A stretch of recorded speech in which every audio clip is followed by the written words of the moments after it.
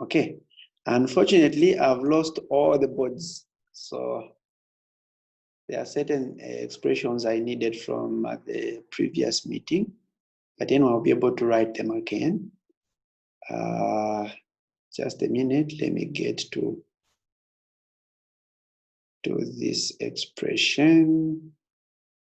Okay, the one I'm looking for. Okay, so I said that g of x will now be given by x to power 3. If you expand that expression, the one you have for g, you'll be able to get this x to power 3 minus 35 over 4x squared plus 49 over 2. 49 over 2 x minus 22. And I was trying to help someone understand where I was getting eta x raised to power 4 from. So that one comes from the third derivative of f evaluated at eta x. You'll be able to get that. So remember, we have third derivative of f evaluated at eta x divided by 3 factorial. Then I'll write this as g. This is just equal to negative eta x raised to power negative 4. Then, of course, times g of x, right? So I need to find the maximum of absolute value of gx, okay? And in this case, x, of course, is in that given interval from 0 up to 2. I need to find that value, okay? So how will I find this value? Of course, I can just get g, differentiate it, and then look at the critical points and endpoints, right? Remember what you learned. Yes, you have a question, sir? Yes, I think it's just a point of a correction on our interval. It's from 2 to 4. Oh, yes. Thank you for that correction. Yes. In this case, I'm looking at the interval from 2 to 4 because the x0 is 2, x1 is 2.75, and x2 is equal to 4. So the interval is from 2 to 4. Very correct, sir. Thank you. So now we look at the maximum value of eta x to power negative 4 in that given interval, right? Like I mentioned, this eta x is unknown. This expression there is unknown. I can just approximate it using the given intervals. Okay.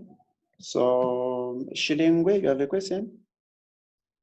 I'm still not clear on where the negative 4 is coming from.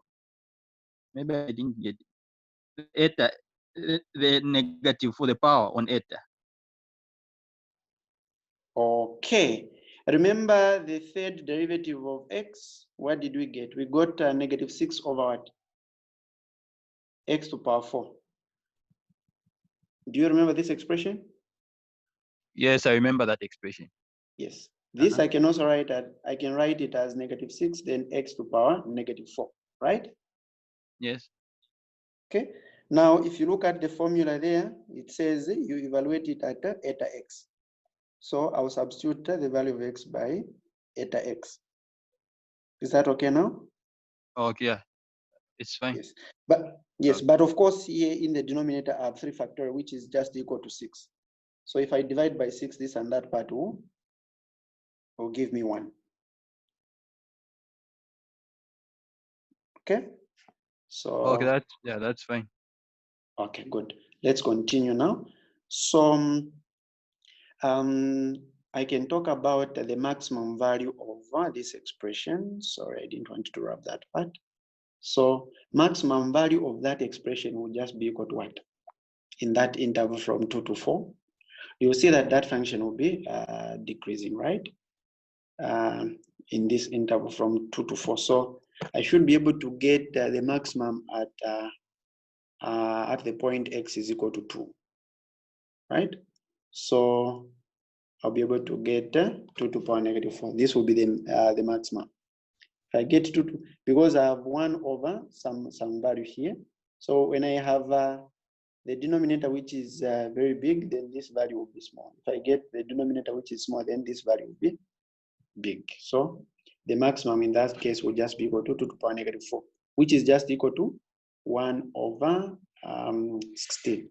So I'll keep that value.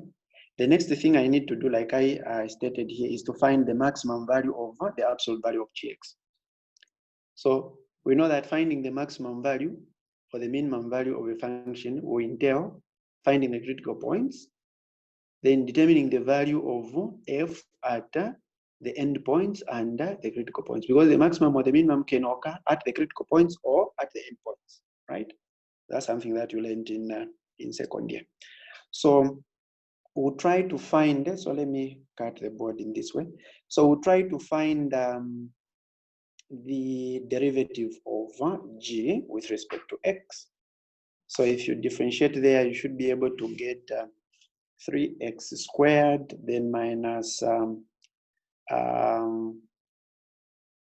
35 over 4 times 2, so it will be over 2x, then plus this 49 over 2.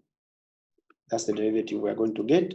And then solving the equation, g prime x is equal to 0 will be equivalent to solving this quadratic equation.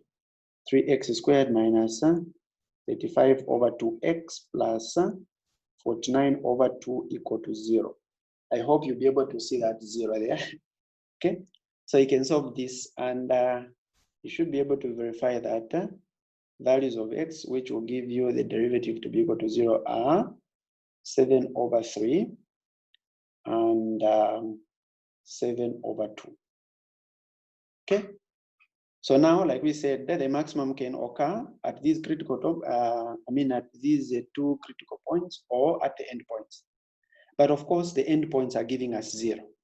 Okay, because remember that g is given by x minus 2 times some expression and x minus 4 here. There's another expression I haven't written there because of space. And the first endpoint is 2. So when I substitute 2, in there, I'll be able to get 0. When I substitute 4, I'll be able to get 0 also. So those won't be considered. So I'll just get these points and substitute them here in the function. So you should be able to verify also that g of 7 over 3 will just give you 25 over 108. So you're just substituting this value, this 7 over 3 in that expression, gx, right? You do the same thing to this other value, g over 7 over 2. G of 7 over 2 will be able to give you minus 9 over 16. All right. Now remember, you are taking the absolute value of that maximum, right?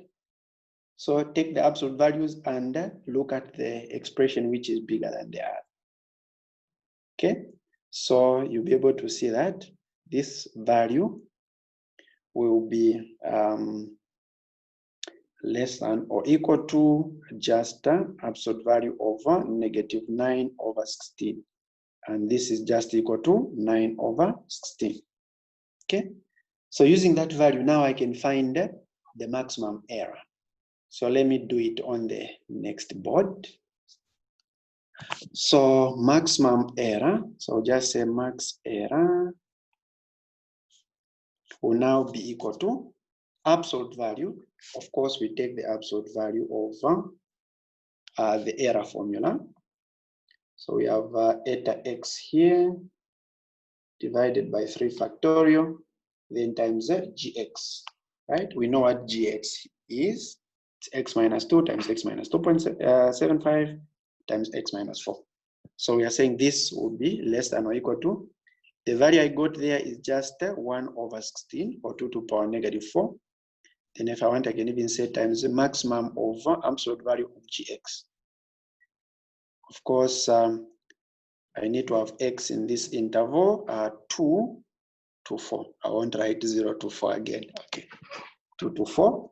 And we see that this will just be equal to 1 over 16. The absolute value of that is just 9 over 16. If we evaluate this, it will be 9 over 256. and this is just approximately equal to 0.0352. So that's the maximum error. Okay, and like I mentioned, it's possible that the error can be less than that, but we don't expect the error to be more than this value.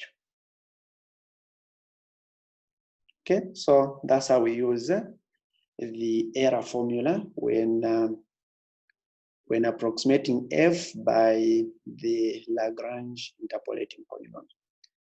So I think we'll end here, ladies and gentlemen.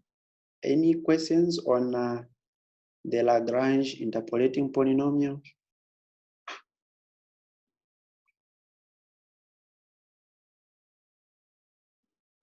Okay, thank you so much. There are no questions, so we are going to end here.